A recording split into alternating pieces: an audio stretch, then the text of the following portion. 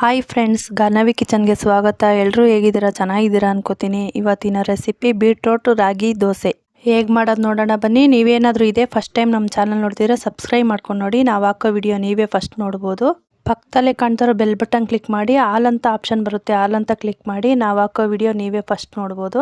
ಬನ್ನಿ ಇವಾಗ ಬೀಟ್ರೋಟ್ ರಾಗಿ ದೋಸೆ ಹೇಗೆ ಮಾಡೋದು ನೋಡೋಣ ಬನ್ನಿ. ನಾನಿಲ್ಲಿ ಒಂದು ಬೀಟ್ರೋಟ್ ತೊಗೊಂಡಿದ್ದೀನಿ, ಒಂದು ಈರುಳ್ಳಿ ತುರಿದಿರೋದು ತೊಗೊಂಡಿದ್ದೀನಿ, 2 ಸ್ಪೂನಷ್ಟು ಬಿಳಿ ಎಳ್ಳು ತೊಗೊಂಡಿದ್ದೀನಿ, ಸ್ವಲ್ಪ ಕೊತ್ತಂಬರಿ ಸೊಪ್ಪು ಸಬ್ಬಕ್ಕಿ ಸೊಪ್ಪು ತೊಗೊಂಡಿದ್ದೀನಿ, ಸಣ್ಣ ಸಣ್ಣದಾಗಿ ಕಟ್ ಮಾಡಿ ಸೇರಿಸ್ಕೊಬೇಕು.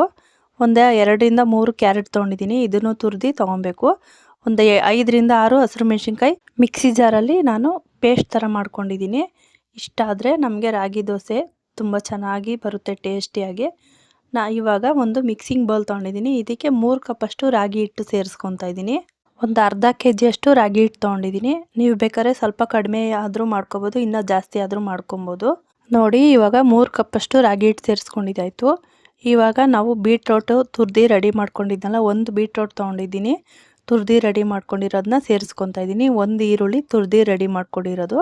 ಇವಾಗ ಈರುಳ್ಳಿ ಸೇರಿಸ್ಕೊಂಡಿದ್ದಾದಮೇಲೆ ನಾನು ಕ್ಯಾರೆಟ್ ಸೇರಿಸ್ಕೊತಾ ಇದ್ದೀನಿ. ಕ್ಯಾರೆಟು ಅಷ್ಟೇ ಎಲ್ಲ ತುರಿದು ಸೇರಿಸ್ಕೊಳ್ಳೋದ್ರಿಂದ ನಾವು ಇದರಲ್ಲಿ ರೊಟ್ಟಿ ಆದರೂ ಮಾಡ್ಕೊಬೋದು, ದೋಸೆ ಆದರೂ ಮಾಡ್ಕೊಬೋದು, ಅಷ್ಟು ಚೆನ್ನಾಗಿರುತ್ತೆ. ನಾನಿಲ್ಲಿ ಕೊತ್ತಂಬರಿ ಸೊಪ್ಪು ಸಬ್ಬಕ್ಕಿ ಸೊಪ್ಪು 2 ಸೇರಿಸ್ಕೊತಾ ಇದ್ದೀನಿ, ಸಣ್ಣದಾಗಿ ಕಟ್ ಮಾಡ್ಕೊಂಡಿದ್ದೀನಿ. ಇವಾಗ ಒಂದು 5ರಿಂದ 6 ಹಸಿರು ಮೆಣಸಿನ್ಕಾಯಿ ಪೇಸ್ಟ್ ಥರ ಮಾಡ್ಕೊಂಡಿದ್ದೀನಿ, ಅದನ್ನು ಸೇರಿಸ್ಕೊತಾ ಇದ್ದೀನಿ. ಇವಾಗ ಒಂದು 2 ಸ್ಪೂನಷ್ಟು ಈ ಬಿಳಿ ಎಳ್ಳು ತೊಗೊಂಡಿದ್ನಲ್ಲ ಅದನ್ನು ಸೇರಿಸ್ಕೊತಾ ಇದ್ದೀನಿ. ಇದು ಹಾಕೋದ್ರಿಂದ ಒಂದು ಒಳ್ಳೆ ಟೇಸ್ಟ್ ಕೊಡುತ್ತೆ ಅಂತ ಹೇಳ್ಬೋದು. ಇವಾಗ ರುಚಿಗೆ ತಕ್ಕಷ್ಟು ಉಪ್ಪು ಸೇರಿಸ್ಕೊಬೇಕು. ರುಚಿಗೆ ತಕ್ಕಷ್ಟು ಉಪ್ಪು ಸೇರಿಸ್ಕೊಂಡಿದ್ದಾದ್ಮೇಲೆ ಎಲ್ಲ ಒಂದ್ಸಲ ನೀಟಾಗಿ ಮಿಕ್ಸ್ ಮಾಡ್ಕೊಬೇಕು.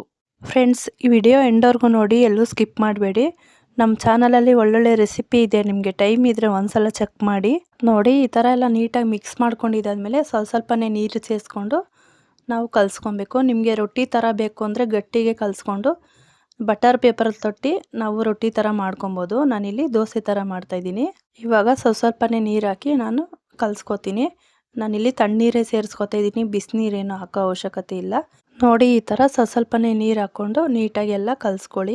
ಈ ರಾಗಿ ದೋಸೆ ಅಂತೂ ತುಂಬ ಹೆಲ್ದಿ ದೋಸೆ ಅಂತಲೇ ಹೇಳ್ಬೋದು. ನಾವು ಬೀಟ್ರೋಟು, ಕ್ಯಾರೆಟು, ಈರುಳ್ಳಿ, ಕೊತ್ತಂಬರಿ ಸೊಪ್ಪು, ಸಬ್ಬಕ್ಕಿ ಸೊಪ್ಪು ಎಲ್ಲ ಸೇರಿಸ್ಕೊಂಡಿದ್ದೀವಿ, ಎಳ್ಳು ಸೇರಿಸ್ಕೊಂಡಿದ್ದೀವಿ, ತುಂಬ ಟೇಸ್ಟಿಯಾಗಿರುತ್ತೆ. ನೀವು ರೊಟ್ಟಿ ಮಾಡ್ಕೊಳ್ಳೋದಾದರೆ ಈ ಥರ ಕಲಿಸ್ಕೊಂಡು ನೋಡಿ, ಇಷ್ಟು ಉಂಡೆ ಬರೋ ಥರ ಆದರೆ ಸಾಕು. ಈ ಥರ ಮಾಡ್ಕೊಳ್ಳಿ ರೊಟ್ಟಿ ಮಾಡ್ಕೊಳ್ಳೋದಾದರೆ. ನಾನಿಲ್ಲಿ ರಾಗಿ ದೋಸೆ ಮಾಡ್ತಾಯಿದ್ದೀನಲ್ವ, ನಾನು ಸ್ವಲ್ಪ ತೆಳ್ಳಗೆ ಕಲಿಸ್ಕೊತೀನಿ. ದೋಸೆ ಹಿಟ್ಟು ಅದಕ್ಕಾದರೆ ಸಾಕು. ನೋಡಿ ಇಷ್ಟು ಮೀಡಿಯಮ್ಮಾಗೆ ಕಲಿಸ್ಕೊಂಡಿದ್ದೀನಿ. ಇದಕ್ಕೆ ಒಂದು ಅರ್ಧ ಕಪ್ಪಷ್ಟು ನಾವು ರವೆ ಸೇರಿಸ್ಕೊಬೇಕು. ನೀವು ದೋಸೆ ಮಾಡ್ಕೊಳ್ಳೋದಾದರೆ, ರೊಟ್ಟಿ ಮಾಡ್ಕೊಳ್ಳೋದಾದರೆ ಅಷ್ಟೇ ಸಾಕು. ನಾನಿಲ್ಲಿ ದೋಸೆ ಮಾಡೋದ್ರಿಂದ ಸ್ವಲ್ಪ ಅರ್ಧ ಕಪ್ಪಷ್ಟು ರವೆ ಸೇರಿಸಿ ಒಂದು 10 ನಿಮಿಷ ಹಾಗೆ ಬಿಡ್ತಾಯಿದ್ದೀನಿ. ನೋಡಿ ಈ ಥರ ರವೆ ಮಿಕ್ಸ್ ಮಾಡಿದಾದ್ಮೇಲೆ ಒಂದು 10 ನಿಮಿಷ ಬಿಡಬೇಕು. ನಾನಿಲ್ಲಿ ಮೀಡಿಯಮ್ ರವೆನೇ ತೊಗೊಂಡಿದ್ದೀನಿ. ನೀಟಾಗೆಲ್ಲ ಈ ಥರ ಮಿಕ್ಸ್ ಮಾಡಿಕೊಂಡು 10 ನಿಮಿಷ ಬಿಟ್ಟರೆ ಸಾಕು. ನಾವು ಇವಾಗ ಒಂದು 10 ನಿಮಿಷ ಆಗೋಷ್ಟರಲ್ಲಿ ನಾವು ಚಟ್ನಿ ರೆಡಿ ಮಾಡ್ಕೊಬೋದು. ಇವಾಗ ಚಟ್ನಿಗೆ ಏನೇನು ಬೇಕು ನೋಡೋಣ ಬನ್ನಿ. ನಾನಿಲ್ಲಿ ಒಂದು ಅರ್ಧ ಕಪ್ಪಷ್ಟು ತೆಂಗಿನ ತುರಿ, ಒಂದು 3 ಬೆಳ್ಳುಳ್ಳಿ ತೊಗೊಂಡಿದ್ದೀನಿ. ಇದನ್ನು ಮಿಕ್ಸಿ ಜಾರ್ಗೆ ಸೇರಿಸ್ಕೊಬೇಕು. ಮಿಕ್ಸಿ ಜಾರಿಗೆ ಸೇರಿಸ್ಕೊಂಡಿದ್ದಾಯಿತು.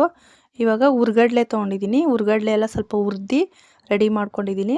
ಒಂದು 4 ಹಸಿರು ಮೆಣಸಿನ್ಕಾಯಿ, ಒಂದು 2 ಕಡ್ಡಿಯಷ್ಟು ಕರ್ಬೇವಿನ ಸೊಪ್ಪು, 3 ಎಲ್ಲ ಫ್ರೈ ಮಾಡ್ಕೊಂಡಿದ್ದೀನಿ. ನಿಮಗೆ ಬರೀ ಕಾಯಿ ಚಟ್ನಿ ಬೇಕು ಅನ್ಸಿದ್ರೆ ಕಡಲೆನ ಸ್ಕಿಪ್ ಮಾಡಿ, ಆವಾಗ ತುಂಬ ಚೆನ್ನಾಗಿರುತ್ತೆ ಕಾಯಿ ಚಟ್ನಿನೂ ರಾಗಿ ದೋಸೆಗೆ. ನಾನಿಲ್ಲಿ ಹಸಿರು ಮೆಣಸಿನ್ಕಾಯಿ ಸ್ವಲ್ಪ ಕಡಿಮೆನೇ ತೊಗೊಂಡಿದ್ದೀನಿ. ನಿಮಗೆ ಸ್ವಲ್ಪ ಖಾರ ಜಾಸ್ತಿ ಬೇಕು ಅಂದರೆ ಇನ್ನೊಂದು 2-3 ಎಕ್ಸ್ಟ್ರಾ ಹಾಕ್ಕೊಳ್ಳಿ ಹಸಿರು ಮೆಣಸಿನ್ಕಾಯಿ. ಸ್ವಲ್ಪ ಕೊತ್ತಂಬರಿ ಸೊಪ್ಪು, ಒಂದು ಸ್ವಲ್ಪ ಹುಣಸೆಹಣ್ಣು ಸೇರಿಸ್ಕೊತಾ ಇದ್ದೀನಿ. ಹುಣಸೆಹಣ್ಣೆಲ್ಲ ಹಾಕ್ಕೊಂಡಿದ್ದಾದಮೇಲೆ ರುಚಿಗೆ ತಕ್ಕಷ್ಟು ಉಪ್ಪು ಸೇರಿಸ್ಕೊಂಡು ಸ್ವಲ್ಪ ನೀರು ಹಾಕಿ ಸಣ್ಣಗೆ ರುಬ್ಕೊಬೇಕು. ನೀವು ಇದಕ್ಕೆ ಸ್ವಲ್ಪ ಬೇಕಾದ್ರೆ ಕಡಲೆ ಬೀಜನೂ ಸೇರಿಸ್ಕೊಬೋದು, ಇನ್ನೂ ಚೆನ್ನಾಗಿರುತ್ತೆ ಚಟ್ನಿ. ನೋಡಿ ಇವಾಗ ಸ್ವಲ್ಪ ನೀರು ಹಾಕಿ ನಾನು ಸಣ್ಣಗೆ ರುಬ್ಕೊಂಡಿದ್ದೀನಿ. ಇಷ್ಟ ಆಗಿದ್ರೆ ಸಾಕು, ಚಟ್ನಿ ರೆಡಿ ಆಯಿತು. ನೀವೇನಾದರೂ ಕಡಲೆ ಬೀಜ ಸೇರಿಸೋದಾದರೆ ಸ್ವಲ್ಪ ಹುರಿದ್ಬಿಟ್ಟು ಸೇರಿಸ್ಕೊಳ್ಳಿ, ಚಟ್ನಿಗೆ ತುಂಬ ಚೆನ್ನಾಗಿರುತ್ತೆ. ನೋಡಿ ಇವಾಗ ಚಟ್ನಿ ರೆಡಿ ಆಯಿತು. ನಾವು ಇವಾಗ ರಾಗಿ ದೋಸೆ ಹೇಗೆ ಮಾಡೋದು ನೋಡೋಣ ಬನ್ನಿ. ನಾನಿಲ್ಲಿ ಸ್ಟವ್ ಮೇಲೆ ಒಂದು ತವ ಇಟ್ಕೊಂಡಿದ್ದೀನಿ. ತವಕ್ಕೆ ಸ್ವಲ್ಪ ಬಿಸಿ ಆದಮೇಲೆ 1 ಸ್ಪೂನಷ್ಟು ಎಣ್ಣೆ ಸೇರಿಸ್ಕೊಂಡಿದ್ದೀನಿ. ತವ ಚೆನ್ನಾಗಿ ಬಿಸಿ ಆದಮೇಲೆ ದೋಸೆ ಮಾಡ್ಕೊಬೇಕು. 1 ಸೌಟಷ್ಟು ಹಾಕ್ಕೊಂಡ್ರೆ ಸಾಕು. ಇವಾಗ ಒಂದು ಲಿಡ್ಡು ಕ್ಲೋಸ್ ಮಾಡಬೇಕು. ಇವಾಗ ಲಿಡ್ಡು ಓಪನ್ ಮಾಡ್ತಾಯಿದ್ದೀನಿ. ನೋಡಿ ಎಷ್ಟು ಚೆನ್ನಾಗಾಗಿದೆ ರಾಗಿ ದೋಸೆ. ಒಂದು ಸ್ವಲ್ಪನೂ ಏನು ಕಚ್ಕೊಳ್ಳಲ್ಲ, ಅಷ್ಟು ಚೆನ್ನಾಗಿರುತ್ತೆ, ಅಷ್ಟು ಟೇಸ್ಟಾಗಿರುತ್ತೆ. ಇವಾಗ ಇನ್ನೊಂದು ಕಡೆನೂ ನಾವು ಬೇಯಿಸ್ಕೋಬೇಕು. 2 ಕಡೆನೂ ನೀಟಾಗಿ ಚೆನ್ನಾಗಿ ಈ ರಾಗಿ ದೋಸೆ ಬೇಯಿಸ್ಕೋಬೇಕು. ನೋಡಿ ಎಷ್ಟು ಸೂಪರಾಗಿ ಬಂದಿದೆ. ನೋಡಿ ಇವಾಗ ರಾಗಿ ದೋಸೆ ರೆಡಿ ಆಯಿತು. ನಾನು ಒಂದು ತಟ್ಟೆಗೆ ಸರ್ವ್ ಮಾಡ್ಕೊತಾ ಇದ್ದೀನಿ. ಹಾಗೆ ಇನ್ನೊಂದು ದೋಸೆನೂ ಅದೇ ಥರ ಮಾಡ್ಕೊತಾ ಇದ್ದೀನಿ. ತುಂಬ ಚೆನ್ನಾಗಿ ಬರುತ್ತೆ. ನೀವು ಟ್ರೈ ಮಾಡಿ ಹೇಗೆ ಬಂತು ಅಂತ ಕಮೆಂಟ್ ಮಾಡಿ.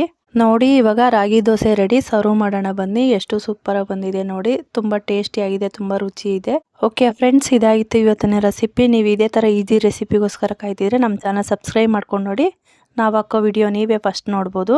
ಈ ರೆಸಿಪಿ ಇಷ್ಟ ಆಗಿದ್ರೆ ಒಂದು ಲೈಕ್ ಕೊಡಿ, ಶೇರ್ ಮಾಡಿ. Thanks for watching. ಬಾಯ್.